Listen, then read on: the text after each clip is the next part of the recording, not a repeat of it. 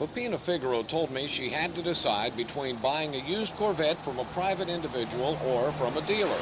She chose the dealer because she thought the car would be brought up to certain standards where a car from a private individual might not be. However, Pepina bought the car as is because she got a better price buying it in as-is condition. Soon after, she discovered many problems with the car: a flywheel problem, power window problems, in need of a tune-up, possible starter problems, and so on. Since she bought the car as is, what recourse does she have? Is the dealer required to take care of any of those problems? I took the questions to Jim Krim, the director of Oklahoma's Used Motor Vehicle and Parts Commission, a state watchdog agency over used car sales. They buy from a bonded, licensed dealer. They are required by Title 47 under our law. We require all dealer sales to have a condition of sale, such as a warranty disclaimer, implied or written warranty, or a service contract approved by this commission.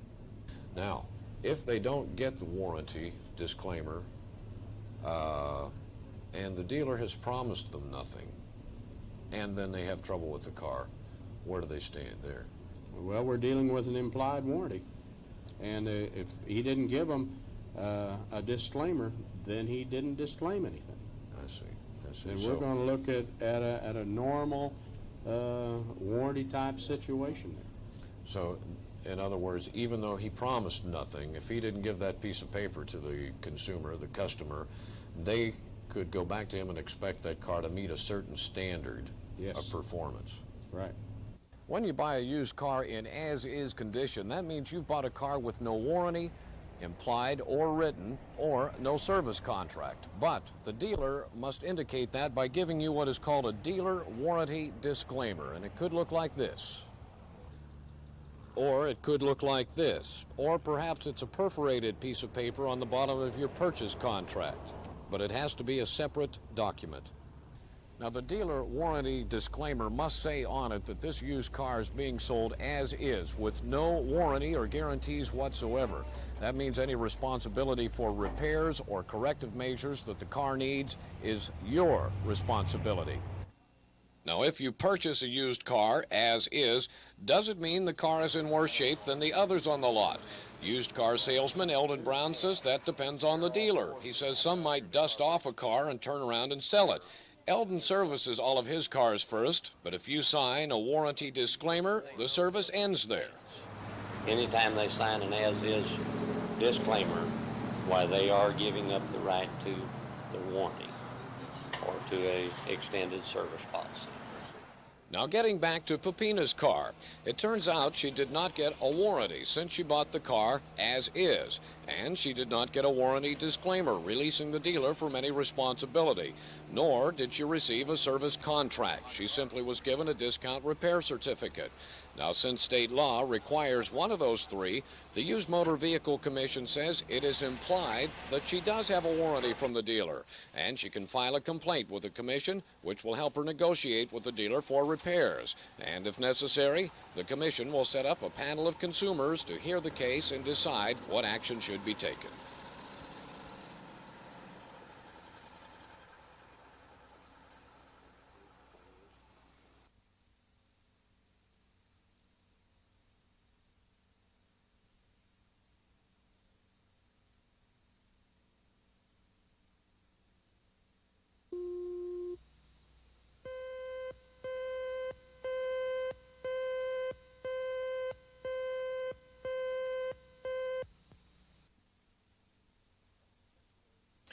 Last February, Dale Woodside was in the hospital with terminal cancer. His mother wanted In Your Corner to give our Good Guy Awards to all the other high school coaches who were giving their time to Dale, sitting with him in the hospital around the clock. That way, when Dale's wife Marcia was working, Dale still had friends with him. There are coaches from two high schools in particular in Oklahoma City. There are people from our church, Northwest Christian. There are also others in the school system who are feeling moved to donate to the medical fund in care of the church. When you start listing names, you don't always include everybody, so I'm just going to say all the friends that we have that have brought food, that have taken the kids shopping, that have seen to it that our family is together as much as possible, and that anything we need, all we have to do is say, hey, I need this, and somehow someone along the line gets word and we have it. We feel so fortunate to have so many people who love Dale and who love us. Marcia was able to continue her job to help with hospital costs and the care of their two children, Jimmy Don and Jennifer. During my visit to the hospital, I learned that Dale had always wanted to take his children to Disney World, but had never been able to afford it. Well, after Dale passed away earlier this year, In Your Corner began looking for a way to carry out Dale's wish and send Jimmy Don and Jennifer to Disney World. Well, it didn't take long for help to come in. A confirmation class at St. James Catholic Church adopted the Woodsides as their class project. Then came the task of raising about $1,300 for the trip. Well, with the support of Father Pittman at St. James, Teresa Thomas and her confirmation class organized a garage sale. The first day, they had raised $100, but it was stolen. In Your Corner found a contributor to compensate for that amount. Dan King of Cimarron Oil Programs generously donated $100 to the project, putting the fundraiser back on track. The confirmation class also held a breakfast and a supper, putting them within reach of their goal. And after we aired that story, an anonymous donor called In Your Corner and asked me to come and pick up a check for $500, money they wanted to go to the Woodside family. Well, it all added up to a trip to Disney World for Marcia Woodside and her children, Jimmy, Don, and Jennifer, and they left today. Father Pittman, Teresa Thomas, and several members of the St. James confirmation class came out to see the Woodsides off. And despite the early departure time, Jimmy, Don, and Jennifer were anxious to get on the plane. Marcia said she couldn't believe it was all happening. She sends their thanks to the St. James confirmation class and all those who generously donated time and money to help put a bright spot in their lives after the tragedy of losing Dale earlier this year. Bye-bye.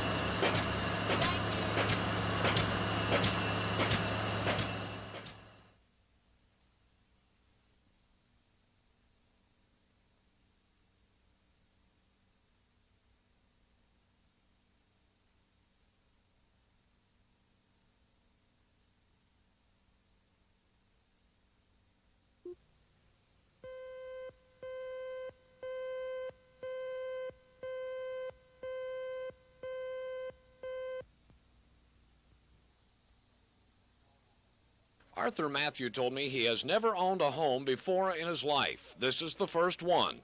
And because of the high interest rates these days and his moderate salary, it wasn't easy getting this one. Arthur and his family have had the home since May, and there are still some problems here. Arthur says the home is not sitting level. The wheels are down in some ruts, even though the concrete block supports are level with the ground. That causes a drainage problem in the rear bathtub. It takes quite a while for the water to drain out because the tub is leaning in the wrong direction.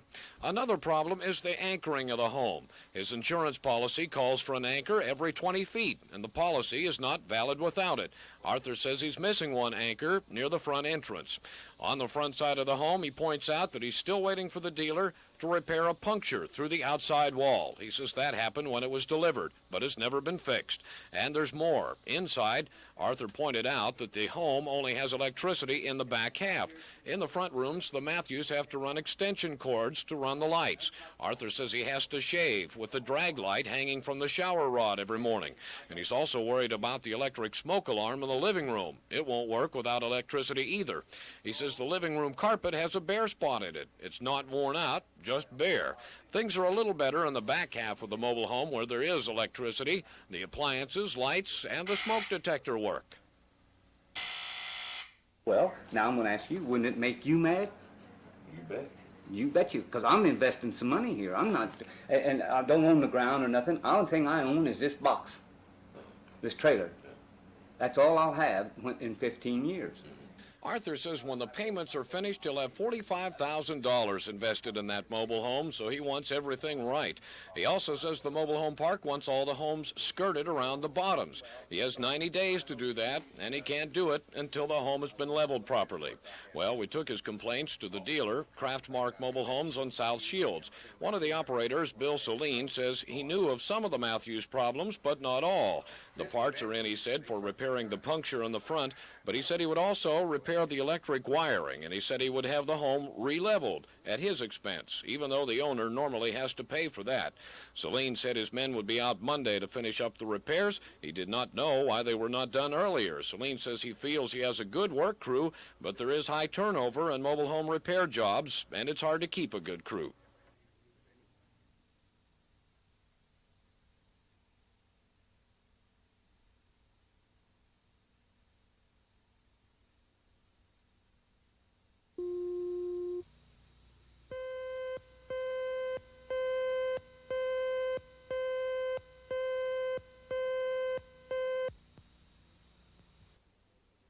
Last week, Action 4 reporter Sherry Sellers reported the Community Action Program has been left penniless by federal cutbacks.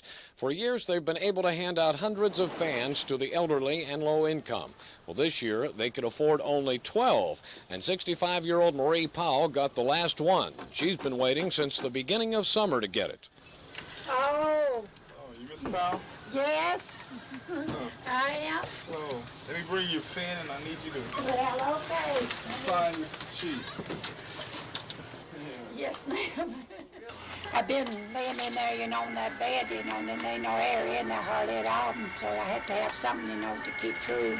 So I put that in there, and I'll sleep tonight.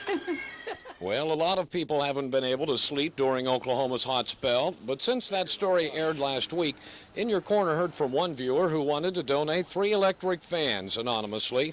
We picked those fans up and began a search for more. A call came back from the TG&Y stores. They said they would be glad to help out with what fans they had left in stock here at the end of the season. Patricia Payne, in charge of TG&Y's corporate relations, arranged the project. And Bill Seaton, manager of TG&Y at May and Britton Road, furnished the fans. I realize it's kind of hard to find fans this time of year. It's kind of the end of the season for you, isn't it? Well, more or less it is, and this heat wave certainly hasn't helped. But when it comes to community action, we'll find them. Okay, well, I want to thank you very much for your efforts here and your donations on behalf of TG&Y. You betcha, and I might add that the community factors and stuff, Patricia Payne is our corporate relations and should be channeled through her office. In fact, we recently have initiated a program called Potential 82. We're trying to get our stores out in the field more aware of community help. And not always is the only way to give money. You can give time or items or merchandise, so we hope that this helps. In this case, TG&Y helped with merchandise. They donated 12 20-inch window fans. TG&Y's David Roselle helped me load them to transport to the Community Action Program offices on Northeast 50th and Lincoln. I met the CAP staff in the parking lot to unload a total of 15 fans, 12 from TG&Y and 3 from an anonymous donor. I asked CAP Executive Director Jim Sconso what the status of the electric fan program was now. The response, Brad, has been good since it's been on Channel 4. We received almost $300 in cash donations. We received 11 fans. Even though it may not supposedly be one of our hottest summers, people that don't have air conditioning greatly appreciate these fans. And I want to personally thank Channel 4 for an excellent job you've done. And the people of Oklahoma City can be proud because when they know there's needy, they do respond to it. And we're still getting calls and checks in the mail. At one time, we had special money for heat programs, but the federal funds sort of dried up now. But the requirement is still there, and the people have responded very excellently.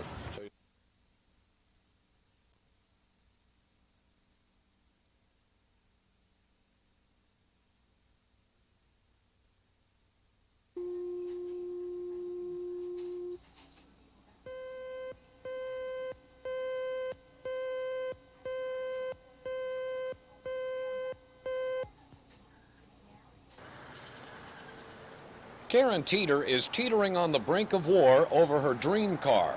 It's a 1981 Corvette that has turned into a nightmare now. She's always loved Corvettes and finally bought one last September from Allen Merrill Chevrolet in Yukon. The car was a demonstrator, but she's still got the full new car warranty on it. What she didn't get on it was a good paint job. No, they pointed it out to me that the car had a bad paint job on it and that they would repaint it. Since it was under warranty, it'd be no extra charge or anything. And not only did they repaint it once, but they had to do it over again, didn't they? And it's about the 5th or 6th time they've painted it. And what do they tell you each time when you take it in? that they don't know why the paint won't stick to the car. Mad's not the word for it. I'm furious. I just feel like I'm shelling out close to $400 a month for a car that I don't get it. You know, I don't get to drive the car. No, nothing at all. Not only that, Karen says while the car's been sitting in the paint shop, she still has to pay the high insurance premiums for Corvettes in addition to the car payments. Well, that's kind of tough right now because she's laid off her job, which ironically was at the General Motors assembly plant in Oklahoma City. And she says GM has been little help in all this. I called the zone office, and when they got back in touch with me, they give me one reason why it's not done. I called Michigan, and they give me another reason why it's not done. I asked the guy who runs the body shop, and he gives me a third reason why it's not done. Now, complicating all of this is a changeover in the dealership. Karen bought the car from Alan Merrill Chevrolet in Yukon, which did the first 5 paint jobs. But Steve Bailey inherited the problem. He told me when he took over the dealership, he was not told about this continuing paint problem with Karen's car until she brought it to his attention. Brad, the main thing we need to do is just try to once and for all make sure it gets a good paint job on it and do it right the first time and do it in the proper manner. And what we've done is we've taken it down to the fiberglass and we're repainting the entire car. I don't know what's occurred in the past, but apparently it's been kind of a spotty effect on the car. And possibly if that could have been done the first time, it might have cured this problem before it ever really became a problem. And hopefully that once and for all, we'll get it painted right this time for her. You know, I believe in service, and I know a lot of us say that, but I really do. We'll put in a service follow-up system to where we'll call everybody that's been in for service, and we'll have a sales follow-up system, make sure their car was delivered to them in a proper manner. We do a lot of things like that. We'll have a quality control man whose only job will be to quality control every car that we've worked on to make sure we got it done properly before it ever is returned to the customer. Well, I passed that information along to Karen, who said she trusts Steve Bailey to do a good job. She thinks he has a good reputation. But she says she's disgusted with that car now and has lost faith in it. After all she's been through, she wants General Motors to make an adjustment on the car. Well, the next part of the story is what will General Motors do to satisfy a customer who bought a $19,000 car that had to have 6 paint jobs. Will they give her another car? Will they give her a good trade-in on her old car? We'll bring you that part of the story as soon as we get a response here from the General Motors Chevrolet Division Zone Office.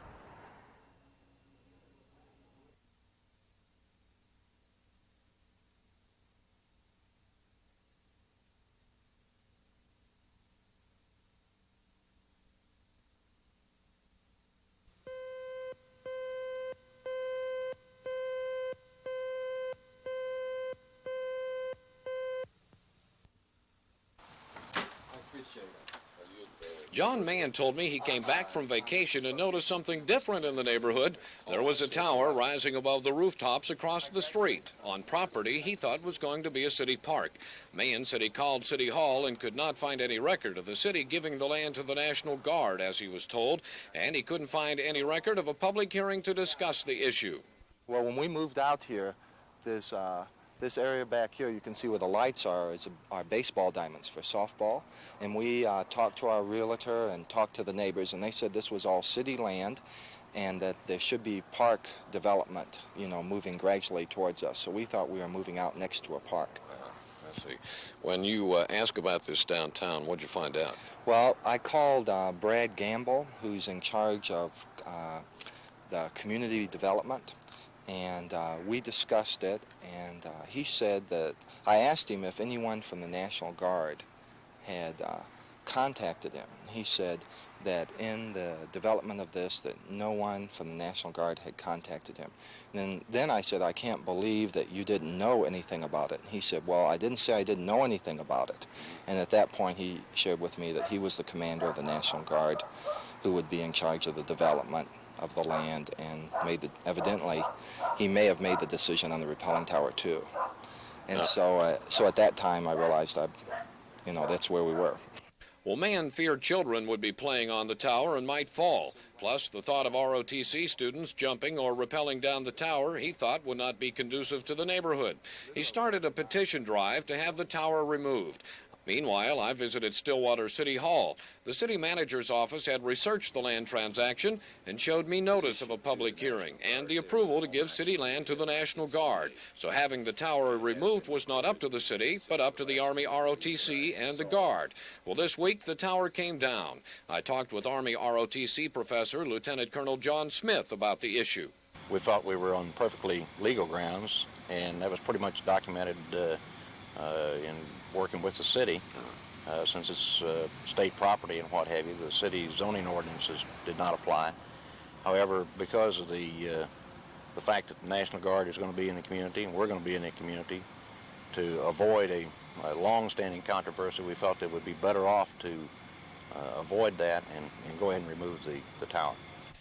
Colonel Smith says the ROTC will find another location for their tower, but he says he feels it would not have disturbed the neighbors. Well, the ROTC took their tower down, but the National Guard is still building a motor pool on the land. However, it's a little further away from the housing development than the tower, at least right now.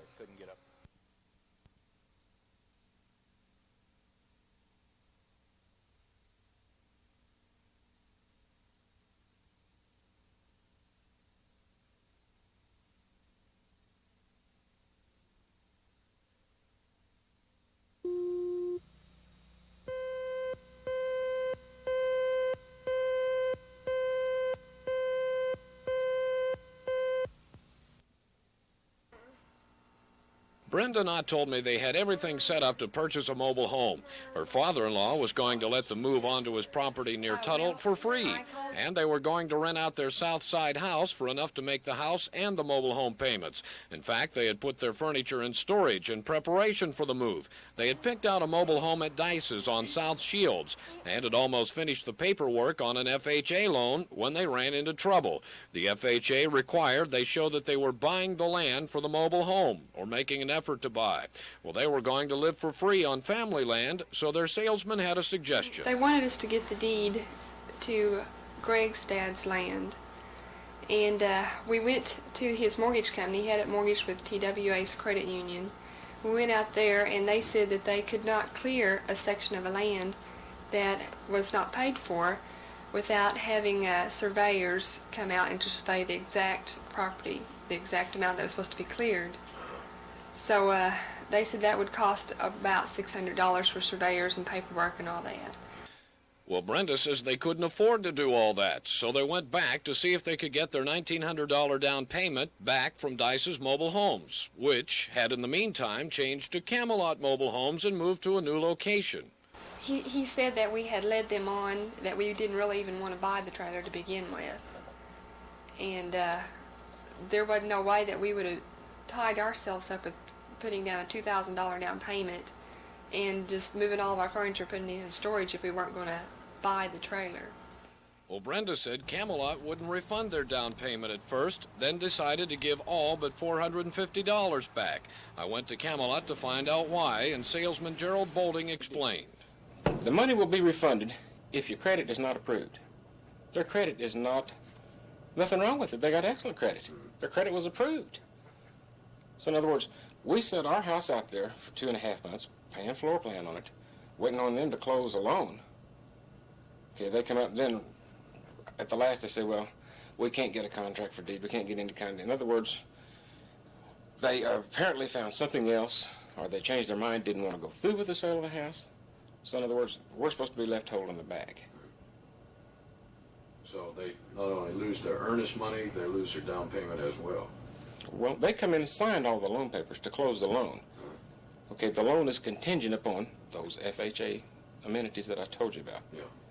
Okay, they lack one, the contract for deed, or the warranty deed, or any kind of a deed. That's all they lack, and they're, it's done. Gerald says Camelot has to pay interest on the home sitting on their lot, and they are keeping enough of the Knott's money to cover that since the deal is stretched out for 2.5 months. He said all the Knotts would have to do to meet FHA requirements and finish the deal is have the father sign a contract for deed for the property the mobile home would sit on. Gerald said he would even help them measure the property so they wouldn't have to pay for a survey. Then they could qualify for the loan. However, checking with the Oklahoma Real Estate Commission, officials do not recommend that kind of a survey. Legal problems could arise, they say, from a self-taken survey. And I checked with the FHA. They said the Knotts could apply for a waiver on owning the property for their mobile home and might not have to have it.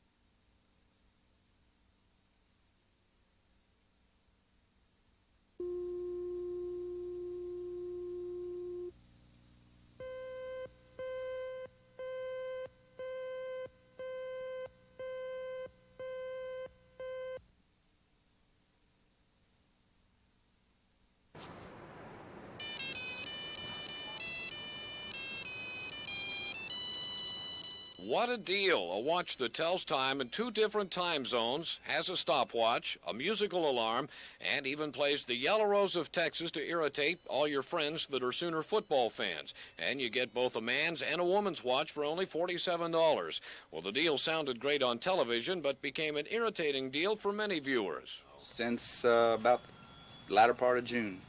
I give them 6 to 8 weeks, and then I started in on it. And have not got a thing yet. Herman Troutman in Midwest City ordered his watches May 24th. He thought he'd use the musical timepiece with a Texas tune, partly as a joke and partly for keeping time on the job.